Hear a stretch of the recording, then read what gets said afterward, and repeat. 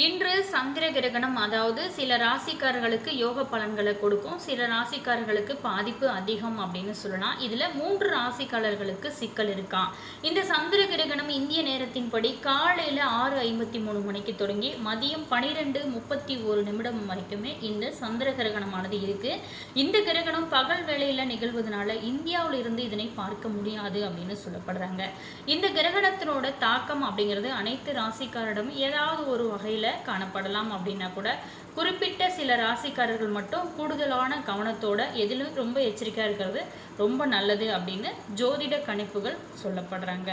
அந்த வகையில கும்பராசியில நிகழ இருக்கக்கூடிய இந்த 2026 ஆண்டோட 2வது மற்றும் கடைசி சந்திர கிரகணத்தினால எந்தெந்த ராசிக்காரர்கள் ரொம்பவும் கவனமா இருக்க வேணும் அப்படிங்கிறத பத்தின இந்த வீடியோவில் ஒரு தகவலை பார்க்க போறோம். மேலுமே சந்திர கிரகணம் முடிந்த பிறகும் ரொம்ப எச்சரிக்கையா இருக்கணும், சில பரிகாரங்கள்லாம் செய்யணும் அப்படின்னு சொல்லப்படுறாங்க. அது என்னென்ன ராசிக்காரர்கள் எப்படி எச்சரிக்கையா இருக்கணும் அப்படிங்கிறத பத்தின ஒரு விரிவான தகவலை தான் இந்த வீடியோ மூலமா நான் சொல்லியிருக்கேன். வீடியோவை கடைசி வரைக்குமே ஸ்கிப் பண்ணாம முழுமையா பாருங்க.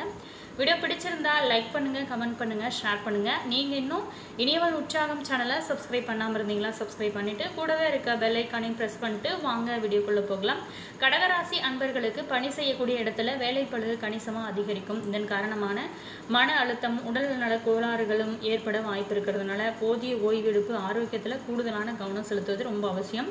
மேலுமே நிதி விவகாரங்களில் அவசரப்பட்டு எந்த ஒரு முடிவையும் எடுக்கக்கூடாது. குறிப்பாக இந்த காலகட்டத்தில் புதிய சொத்துக்கள் வாங்குறதோ அல்லது பெரிய தொகையை முதலீடு ஏதாவது செய்கிறதோ இதெல்லாம் தவிர்ப்பது நல்லது. தவறினா கடுமையான நிதி இழப்பை சந்திக்க நேரிடுமா.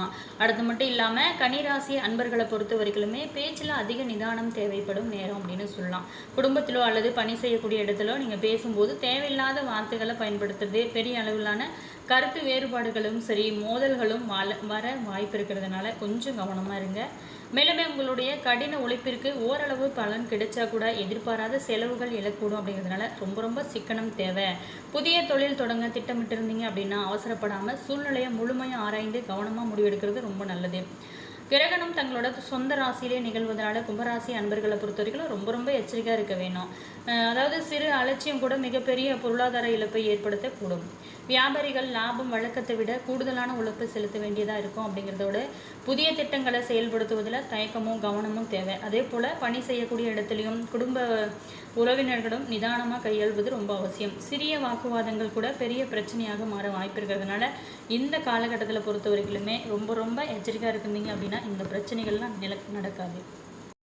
அடுத்ததாக பார்த்தோமா விருச்சிக ராசி அன்பர்கள். இந்த விருச்சிக ராசி அன்பர்களுக்கு பொறுத்த வரைக்குமே இந்த காலகட்டத்தில் ரொம்ப கவனமாக இருக்கணும். சந்திர கிரகணத்தினால திடீர் நிதி சிக்கல், குடும்ப தகராறுகள் ஏற்பட வாய்ப்பு இருக்காம். விருச்சிக ராசி அன்பர்களுக்கு இந்த ஆகஸ்ட் 28 இன்று சந்திர கிரகண காலம் சற்று ரொம்ப எச்சரிக்கையாக இருக்கணும். சந்திர கிரகணம் முடிந்ததுக்கு அப்புறமே ரொம்ப எச்சரிக்கையாக இருக்கணும். திடீர் நிதி சிக்கல்கள், எதிர்பாராத செலவுகள், பணம் தொடர்பான குழப்பங்கள் ஏற்பட வாய்ப்பு இருக்கிறதா ஜோதிடர்கள் சொல்லப்படுறாங்க. குடும்பத்தில் சின்ன விஷயங்களுக்காக கூட கருத்து வேறுபாடுகள் மாறக்கூடும். அப்படிங்கிறதுனால பேசும்போது மட்டும் கொஞ்சம் நிதானத்தை கடைபிடிப்பது ரொம்ப நல்லது. விருச்சிக ராசியில் சந்திரன் பலவீனமாக இருக்கிறதுனால ஜோதிடத்தில் சொல்லப்படுறதுனால இந்த காலத்தில் யாரையும் கண்மூடித்தனமாக நம்பாமல் இருக்கிறது ரொம்ப நல்லது அப்படின்னு சொல்லப்படுறாங்க. அதே மாதிரி கடன் கொடுக்கறது, பெரிய நிதி முடிவுகளை எடுக்கிறது இது எல்லாமே கொஞ்சம் யோசிச்சு செய்யுங்க, அவசரம் வேண்டாம். முக்கிய ஆவணங்களில் கையெழுத்திடும் போது கொஞ்சம் முழுமையாக நீங்கள் அதை சரி பார்த்துட்டு கையெழுத்து போடுங்க. குடும்ப உறுப்பினர்களோட ஆலோசனை கேட்டு செயல்படுங்க. அதுதான் உங்களுக்கு இந்த டைமில் ரொம்ப நல்லது. மனதிலையுமே தேவையில்லாத சந்தேகங்களை வளர்த்து கொள்ளாமல் பொறுமையோடு செயல்பட்டீங்க அப்படின்னா பிரச்சனைகள் எளிதாக சமாளிக்க முடியும். ஆன்மீக வழிபாடு, தியானம் இது எல்லாமே உங்களுக்கு இன்னும் நல்ல ஒரு மன அமைதியை கொடுக்கும். அடுத்ததான் ரிஷபம் மற்றும் சிம்மராசி அன்பர்கள் ரொம்ப எச்சரிக்கையாக இருக்கணுமா. ரிஷபம் மற்றும் சிம்மராசிக்காரர்கள் சந்திர கிரகண காலத்தில் கூடுதலான கவனம் செயல்படுறது ரொம்ப நல்லது. ரிஷபராசினர் பேசும்போது வார்த்தைகளை நிதானமாக தேர்வு செய்ய வேணும். அவசரமாக பேசுறது, கோபத்தில் பதில் கொடுக்கறது குடும்பம் மற்றும் நண்பர்கள் மத்தியில் கருத்து வேறுபாடுகளை ஏற்படுத்தலாம். அதே போல தான் சிம்மராசி அன்பர்களை பொறுத்த வரைக்குமே பணி செய்யக்கூடிய இடத்துல மேல் அதிகாரிகளோடு பேசும்போது ரொம்ப கவனமாக இருக்கிறது நல்லது. தேவையில்லாத வாக்குவாதங்கள் அல்லது அதிகார போட்டியை தவிர்ப்பது ரொம்ப நல்லது.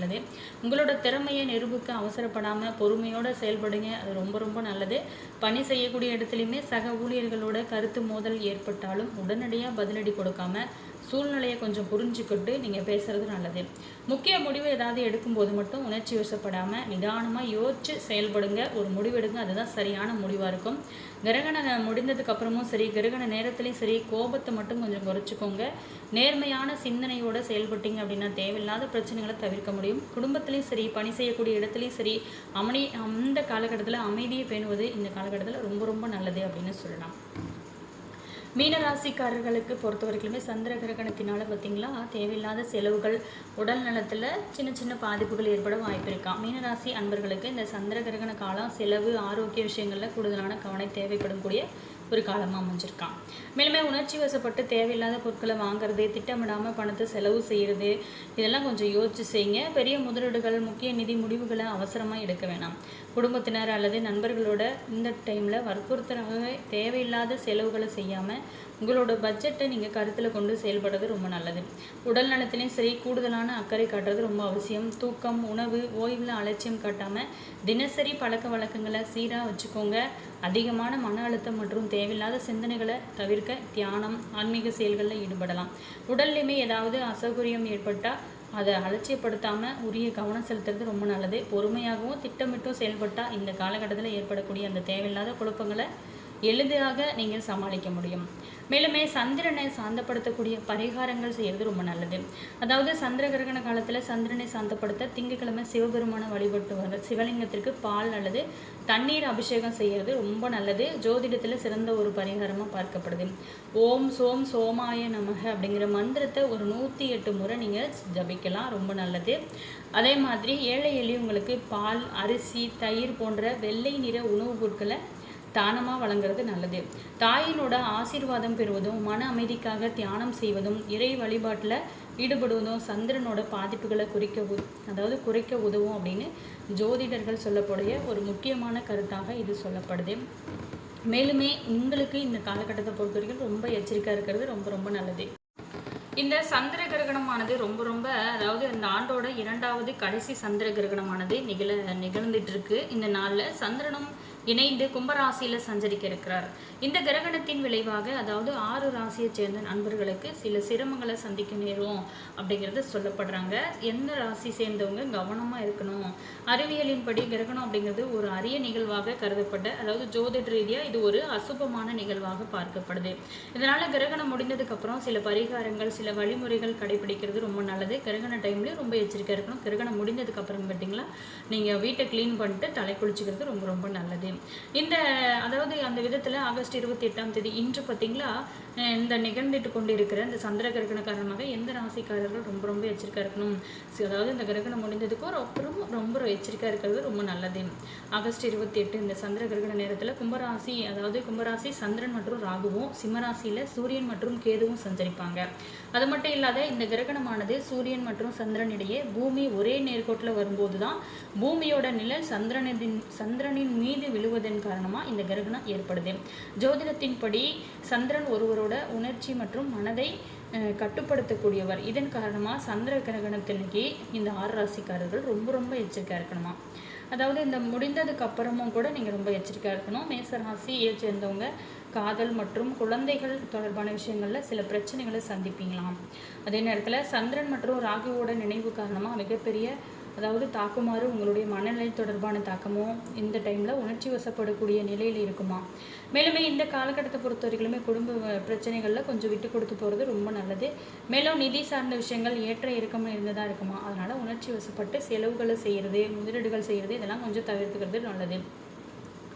அதே மாதிரி பார்த்தோமா இந்த காலகட்டத்தில் தனுசு ராசி அன்பர்களுக்கு கடினமான ஒரு காலகட்டமாக அமையலாமா. குறிப்பாக உங்களுடைய நல்ல பெயருக்கு களங்கம் ஏற்பட வாய்ப்புகள் இருக்கா. உங்களோட குடும்பத்திலையும் சரி, பணி செய்யக்கூடிய இடத்துலையும் சரி தேவையில்லாத கருத்து வேறுபாடுகள், சண்டைகள், வாக்குவாதங்கள் ஏற்பட வாய்ப்பு இருக்குது. அதனால் கொஞ்சம் கவனமாக இருங்க.